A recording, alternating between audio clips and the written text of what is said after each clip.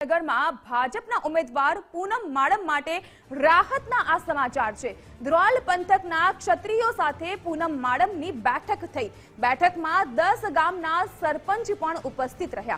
પૂનમ માડમ સાથે બેઠકનો સુખદ અંત આવ્યો છે, એટલે કહી શકાય કે પૂનમ માડમને મહત્વપૂર્ણ મોટી રાહત મળી છે। ક્ષત્રિયો નહીં આપે કોંગ્રેસને મત, રાજભા જાડેજા દ્વારા પણ આ બેઠક બાદ આપવામાં આવ્યું નિવેદન।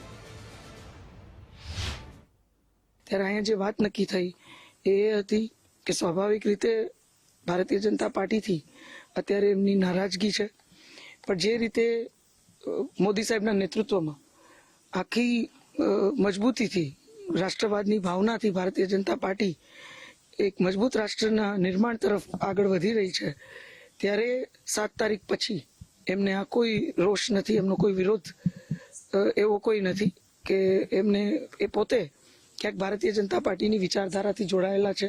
હંમેશાથી પાર્ટી માટે એમને ખૂબ મહેનત કરી છે। રાજભાભાઈને બધા તો જગદીશભાઈને બધા પાર્ટીના ભાગ છે। ત્યારે બધા યુવા ભાઈઓએ એક વાત સ્વીકારી કે અમે પણ સંઘર્ષ નથી ઈચ્છતા, એટલે સ્વાભાવિક રીતે પાર્ટીની વિરુદ્ધ કોઈને મતદાન કરવા માટે અથવા પાર્ટીમાં કોઈને મતદાન કરવું હોય તો એમને કોઈને રોકવામાં નહીં આવે।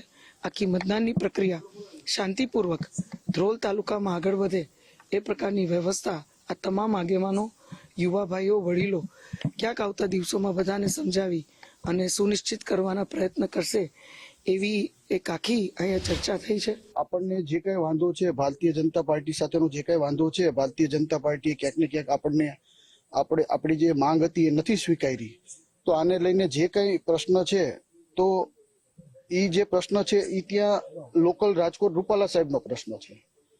અહીંયા જ્યારે જામનગરની પરિસ્થિતિ છે તો જામનગરમાં એ પ્રશ્ન રહેતો નથી, અને તેમ છતાં પણ જો કદાચ એ પ્રશ્ન હોય તો એનો મતલબ એવો નથી કે આપણને કોઈ ઘોડો ના ગમતો હોય તો આપણે કોઈ ગધેડાને મત આપીએ। એટલે ભાજપ નથી ગમતી કે ભાઈ ભાજપનો વિરોધ છે તો એનો મતલબ એવો નથી કે કોંગ્રેસને મત આપવો। એટલે આજે અમે 10 થી વધારે ગામો, જે મુખ્ય જે ક્ષત્રિય સમાજના ધ્રોલ તાલુકાના જે ગામો છે એના તેમજ બધાએ મળી અને એક સંવાદ કર્યો, એક ચર્ચા કરી, નિષ્પક્ષ ચર્ચા કરી, જેની અંદર બધાનો એક જ મત હતો કે ભાઈ અમારી પોતાની લાગણી છે કે ભાઈ અમે વર્ષોથી ભાજપ સાથે જોડાયેલા છીએ, અને આજ વર્ષોથી જ્યારે ભાજપને મત આપ્યા છે ત્યારે કોંગ્રેસના નિશાન ઉપર બટન દબાવવું એ અમારા માટે એક શરમજનક વાત છે। એટલે અમે ક્યારેય આવું સ્વીકારી નહીં શકીએ। એટલે અમે બને એટલા એવા પ્રયત્ન કરશું કે કદાચ બને તો અમે મતદાન ના કરીએ, પણ ઘોડો ના ગમતો હોય તો ગધેડાને મત આપીએ, એ તો અમે